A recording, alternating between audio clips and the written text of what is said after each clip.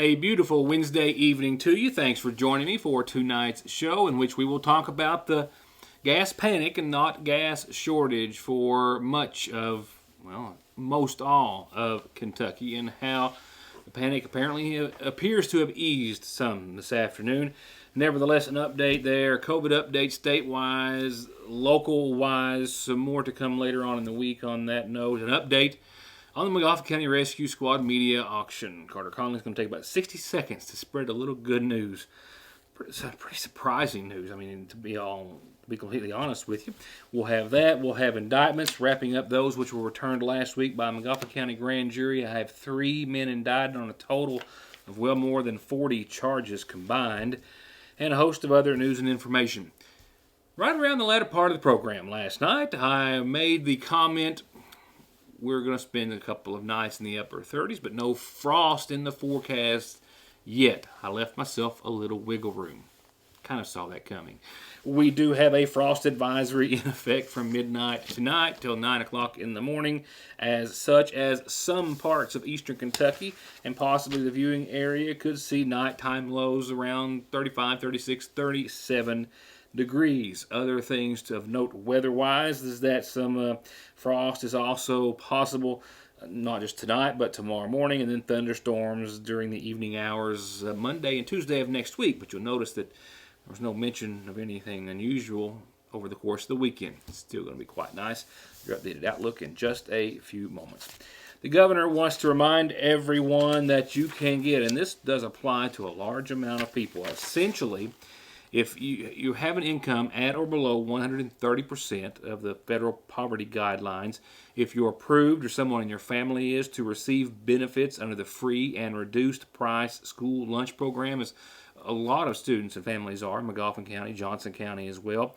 If you have a student who received a federal Pell Grant during the current award year, or experienced a substantial reduction in income through job loss or furlough from February the 29th of 2020 up until now, or meet the eligibility criteria for a participating provider's existing low-income or COVID-19 program, you could get $50 a month off of your internet service for the foreseeable future, essentially until the $3.2 billion in the emergency broadband benefit program runs out, or until 6 months after the official end of the pandemic is declared. I think the $3.2 billion will run out first. Nevertheless, the benefit also, in addition to giving discounts, is up to $50 a month toward your internet service for eligible households. It provides discounts of up to $100 per home toward a one-time purchase of a computer or a tablet or a laptop device. So, if you have any questions about that, fcc.gov. You can also, if you choose to jump straight to it, go to fcc.gov/broadband benefit. There's also a phone number you can call, 833-511-0311. It's a great discount to a lot of folks, $50 a month for, I'm going to say, many, many months. Also from the governor's office today, the following information, words on the gas shortage. Let's go ahead and go there. I spoke to you last night. We looked at the map of the Colonial Pipeline and how the millions of gallons that are transported from basically Texas to New Jersey really don't make their way up into Kentucky. As far as Tennessee and Virginia, but really no effect on Kentucky except for those border counties with Virginia and Tennessee that are seeing customers maybe come across the line to try to get gas. Essentially, it's only panic for everyone else in Kentucky. But as a result of that panic, the Double Quick chain in eastern Kentucky, they had to start limiting $30 fill-ups because of the panic and trying to keep a supply of gas for everyone. And gas stations everywhere, from all along 23 up into Pike County, Lawrence County, Louisa, and our Big Sandy office. We have our editors there talking of rations as well because of just an overabundance of panic. A lot of folks filling up not just their cars, but any and all containers that they can. And we've seen some pictures out there that just were not safe. We hope you haven't done that. But it has all for naught. As I spoke to at least one retailer today on the telephone, he was actually stepping out of a meeting, but taking a look at Sagersville gas stations, the panic appeared to have subsided by later in the afternoon. Gas $2.90, give or take, in Sagersville today, and was widely available. This pump at the Sagersville Speedway was the only one I saw not in operation. The rest of theirs were. The rest at other locations that I saw in Sagersville today were as well. And I spoke with Malik Patel just a few seconds ago, as I said, on the phone, of the Speedies Mart, Shell Mart on the Mountain Parkway. And he said, yeah, they had been busy last night and this morning and had been seeing their tanks refilled, but they had been, and that it appeared to have calmed down back to nearly a normal level by this afternoon. This, of course, after the Colonial Pipeline cyber attack that is still ongoing. The dark side cyber attackers attacking their software and shutting them down. They're operating manually as best they can. Still hopeful they'll be back online and have their lines flowing with gas by the end of the week. Nevertheless, widespread panic has set in. It's a real situation for folks on the southeastern coast, but not for Kentucky, with Kentucky Governor Andy Beshear trying to urge a little calm. You and I have faced a lot of challenges these last 15 months. And the reason we've done so well is we've stayed calm no matter how big the challenges are. That's why I need everybody out there here in Kentucky to take a breath and stay calm about concerns about this cyber attack on the national pipeline. We have pretty good infrastructure in Kentucky for our gasoline supply. And provided that, again, everybody stays calm and doesn't make a rush on your local gas stations, there should be enough for everyone. But remember, just like in the beginning of COVID, we've got to make sure that our neighbor has what he or she needs as well. So folks, we're going to be all right. If that changes, I'll make sure I'm talking to you about it. But again, stay calm. There's enough for everybody. And lastly, from the governor's office tonight, COVID numbers. I can tell you this. I spoke with our public health director in Magoffin County earlier today, and we will get caught up with him possibly as soon as tomorrow. 0 cases were confirmed in Magoffin County today. I think 1 or 2 yesterday. Now, there were 6 cases confirmed in Magoffin County of new COVID cases on Monday. He says all related to a birthday party that had happened here as of late in Magoffin County and or Sayersville. But weekly totals have been on the lighter side comparatively, of course, to those higher months that we saw. Nevertheless, we will get up with him tomorrow and find out exactly how Magoffin County is faring. While the state's positivity rate, I'm glad to report it was announced by the governor today, is down to just over 3%. I think over 800 cases confirmed, new cases of COVID in Kentucky yesterday. Today, 680 new cases of the virus, and that bringing the total number of positive cases to date to over 450,000, 541 actually, while the positivity rating for Kentucky is down to 3.08. We've been up in the 4.56 range for some time, and it's been steadily dropping here over the past few days, and again, just over 3% today. Our death total to date is 6,630 lives lost in some form or fashion attributed to the coronavirus, with 10 of those deaths confirmed today. As for the number of Kentuckians vaccinated, well, that number stands at 1,891,937, which means while we are seeing gradually some restrictions being lifted, for the majority of those to all be lifted, we are still about 608,000 vaccinated people away from that 2.5 million mark. Again, we'll have a local COVID update on tomorrow's program. Frazier's Prater Drug Store is Sayersville and Magoffin County's oldest firearms dealer, and they're working hard to keep what you're looking for in stock and at unbeatable prices regardless of the pandemic. For example, in stock right now, Ruger American rifles in .243, .270, and 7mm starting at just $349. That's $100 off MSRP, and they sell everything in the store less than MSRP every day. Like this Mossberg Patriot .243, Glock 44s, a big punch in a small package with this Bond Arms 45 410, and more. All ready to go today at Frazier's Prater Drug Store in downtown Sayersville. Appalachian Wireless is proud to offer the Emergency Broadband Benefit Discount. This federal program can reduce the cost of our 25 gig unlimited plan by up to $50 a month if someone in your household qualifies for certain government benefit programs or experienced substantial loss in income in the last year. You may be eligible. Only one discount per household, and it's only available until allotted funds run out. For more details, go to AppalachianWireless.com/EBB. We are you. We are Appalachian Wireless. Unlimited data speeds will be slow to 512 kilobytes after 25 gig per line. Jesse Rudd and his staff at Parkway Pharmacy are proud to announce the newest member of their team, and yours, pharmacist Dustin Jones, who's actually the grandson of Janet and the late Paul Jones of Dixie in Salyersville. And his addition of over 12 years of experience in inpatient and outpatient services gives you unmatched availability and care when it comes to your health and medication. Parkway Pharmacy, where you can always talk to a pharmacist when you need one. Speedy's in Salyersville invites you to come by and get the very best prices on everything from Coke and Pepsi products. 2 15-packs, just $8.88. L81 by the 6-pack, $3.29, or get a full case, $12.50. $6 for 2 gallons of milk, mix or match. And they absolutely guarantee they have the cheapest tobacco around. The best prices on cigarettes by the carton and snuff by the roll, and the more you buy, the more you save. At Speedy's in Salyersville, the very best place to feed your appetite and fill your tank. Guaranteed.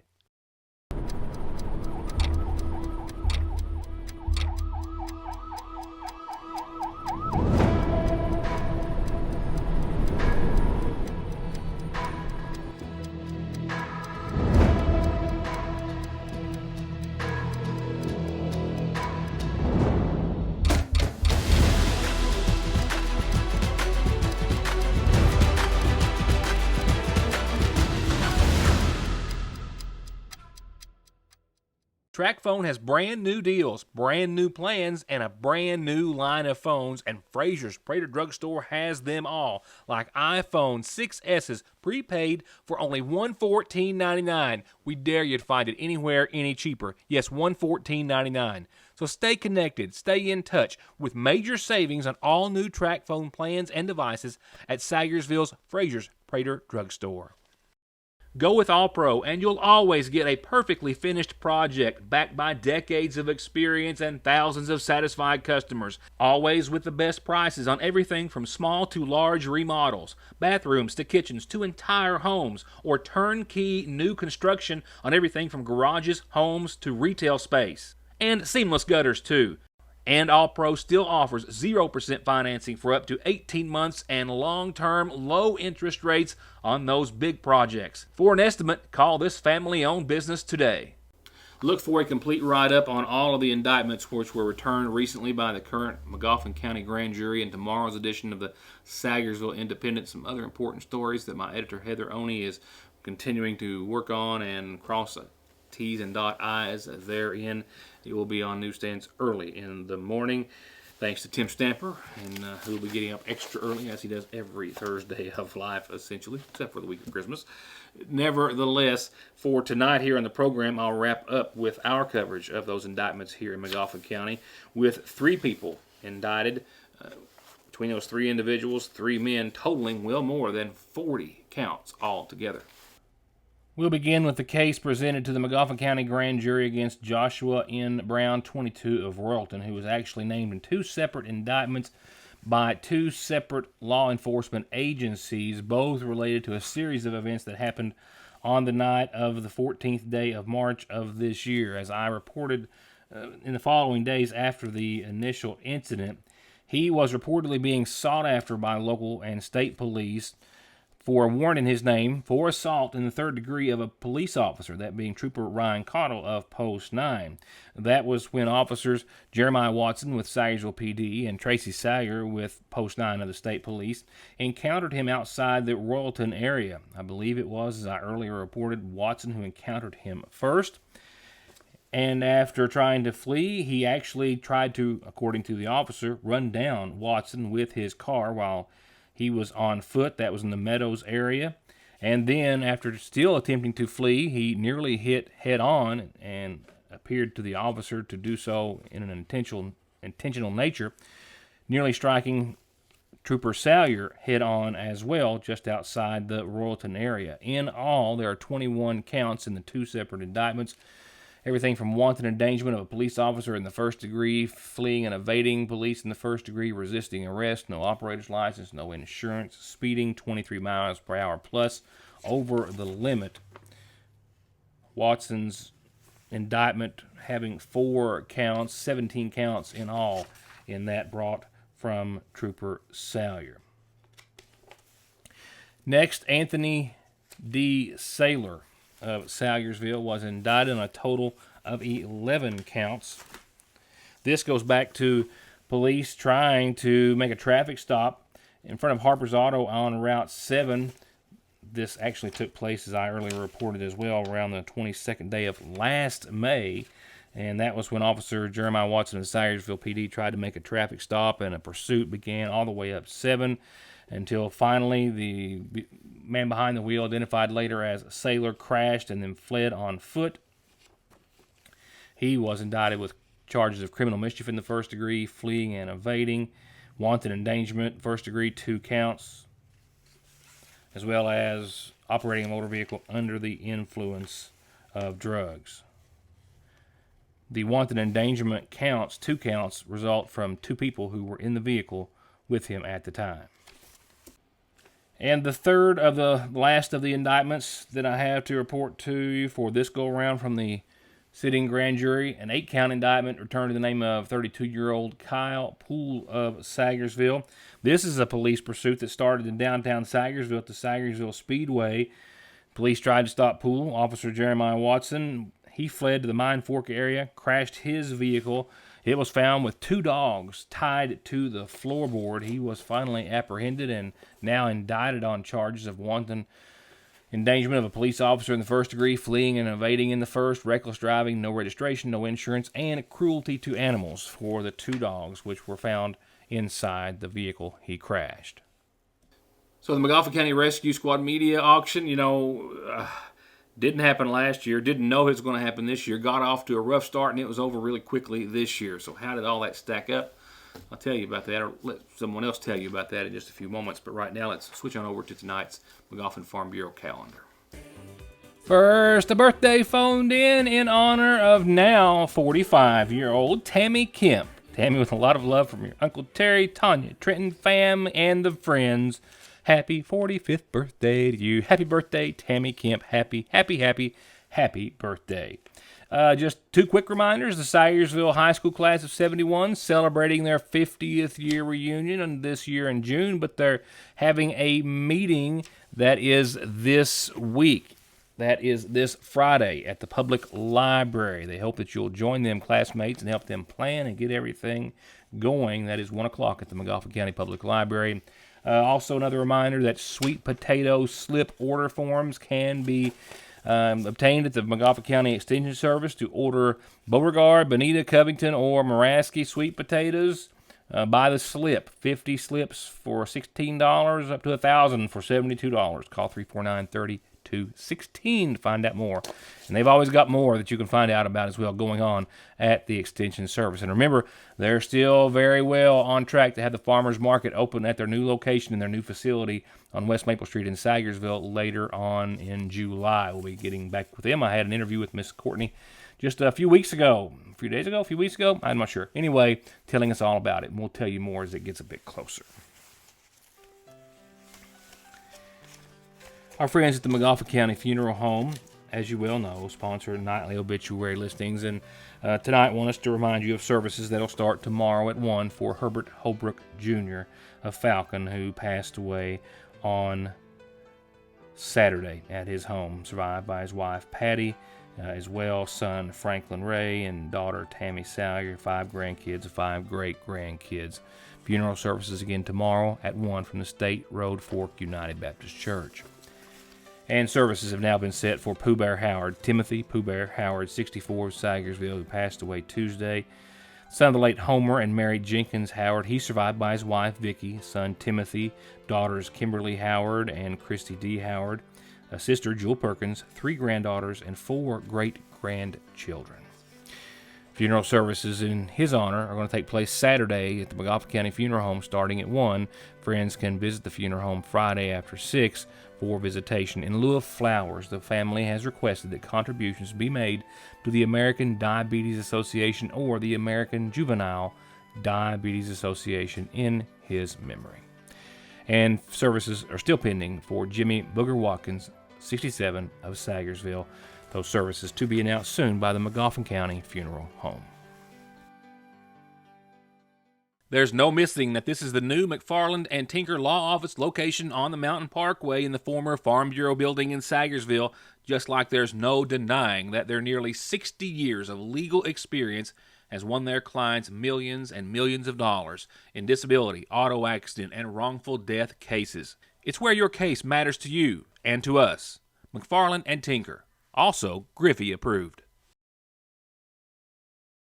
Welcome to East Kentucky's premier vape and CBD shop, offering all natural tobacco alternatives and everything vape and smoke shop related. Everything you're looking for and everything you're not. Best quality, best prices, best service.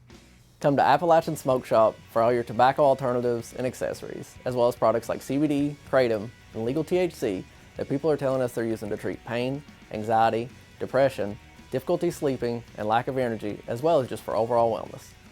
Make it your one stop, Appalachian Smoke Shop. Get absolutely every mile you can out of the season with great deals right now at Conley Tire in Staffordsville. Get up to $70 back on a set of new Coopers or new Hancooks, up to $120 back on new Michelins, up to $150 on new Goodyears, where you can keep your stimulus money and drive safe with 6 months no interest. At Conley Tire in Staffordsville and at conleytire.net. Spring is always the time for new beginnings and redecorating, or at least adding a few new favorite pieces to your home decor.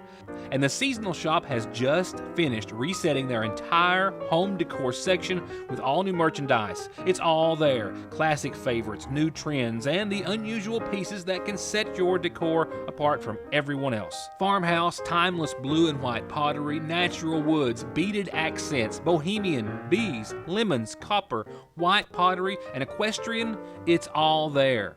And it's all there with local delivery, layaway, and curbside pickup. It's the only place like it, the Seasonal Shop in downtown Sagersville. In recognition and honor of all of your achievements, especially your extraordinary senior year, Sagersville National Bank wants to salute the class of 2021 and assure you that wherever your next horizon leads you, we're here to help you save for your dreams with student, business, personal checking, and more. Congratulations to the graduating class of 2021 from Sagersville National Bank. So just to recap a bit, the McGoffin County Rescue Squad, in existence for decades, has been 4 decades, over 4 now, getting its main source of income from the annual media auction, averaging for the past several years right around $20,000 a year. Election years, they fare some better. Of course, COVID canceled the squad auction like it did everything else last year, and that was a huge and devastating hit to the volunteer, all nonprofit and all volunteer organization. But as Carter told us back before the auction started, some donors just stepped in without even being asked and helped get us through some really, really tough months. But COVID was still a factor this year, and after a lot of consideration and being really unsure as to whether or not we could have the auction this year, Carter made the decision to do so by closing the station to the public. And in addition to that, we had a very small time frame to go out and try to get donations, and a lot of businesses just couldn't be got to. And of course, a lot just couldn't donate because of the economic situation that a lot are still in due to the pandemic. But the show did go on for only 2 nights, usually 3, 2 short ones, 1 long one. After 2 short ones, all the items that we had been donated or donated to the rescue squad, well, they were gone. It was short. But I am very pleased to report it was surprisingly very sweet as well. $16,674.99 to the good. Amazing, amazing. Yeah, I kept waiting and waiting. I thought, well, we're going to have a surge. We're going to have a surge. I said, we don't need to infect, and we actually closed it off to the public, and everybody enjoyed coming and do it. But I said, well, all right, we're gonna have to raise money. We've lost 2 trucks. One right now we're rebuilding, costing us $4,000 to put a transmission in. So I said, well, let's go for what we got. And what we got was $16,674. In 2 nights, only on 2 TV channels and some streaming. We could not get our laptop to work, go out on our messenger site to stream. So the word spread, the goodness of people came out, and what can you say, we got blessed. And so it's just been a tremendous community effort, and I applaud the community out there for their support. Yeah, shocked. I mean, literally, I was shocked. I'm pleased, thrilled, and don't get me wrong, the squad could use another $16,000 right now just to get caught up and make some repairs and some needed purchases. But over $16,000 on behalf of businesses and individuals who donated, and all of those of you who tuned in and did and bought, and it is amazing. And we wish to thank you, as Carter just did very well. But I as well want to say thank you from the McGoffin County Rescue Squad. Here's your forecast before I leave you for the rest of a beautiful Wednesday evening. Albeit a chilly one at the end of it, we will see about 37 degrees estimated for the viewing area tonight under mostly clear skies, and that indeed does translate into a frost advisory. Some patchy frost expected certainly in the valley, so keep that in mind. A lot of flowers out there. Whole lot of carrying and then covering and going on tonight, and I'll be with you. Sorry, but it's every year thing. I mean, and who knows? This won't be the last run of it, probably. Nevertheless, 37 mostly clear frost tonight. Frost lingering in the morning. Your Thursday looks about like today. A little less wind, that's a good thing, but 65 and sunny for your Thursday. Partly cloudy skies tomorrow night. A really nice one ahead still. Well below the 70s where we would all like to be and expect to be and want to be, but nevertheless nice. Increasing up to about 67 for your Friday. Still nice, clear, mostly sunny, partly cloudy, a low again of around 40 Friday night. And the 70s finally come back, at least for a little while, hopefully for a long while. The first half of your weekend, prom for McGoffin County High School seniors. And their dates, 72 degrees, 47 for the low, mostly sunny, a perfect day for prom and to wear something rather warm and toasty out in the sun. It's going to be a little bit cooler, a little more mild. That's a good thing. And a beautiful first half to your weekend. Second half, not quite as much, but not all bad. We're talking about partly sunny skies, temperatures backing off to about 69, and we're going to see some clouds start to roll in. Late Saturday night, mostly cloudy skies.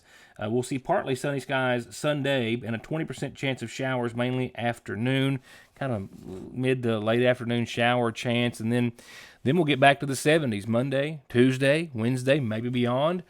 Partly sunny skies across the board, and shower chances and thunderstorm chances that will accompany them pretty much each and every day for at least the first half of next week. And that wraps up tonight's program. Already 3 days down for this week, hard to imagine. But I'll be back with more news you'll only see tomorrow evening. I hope you'll join me then. For now, thank you for watching and being a part of the show.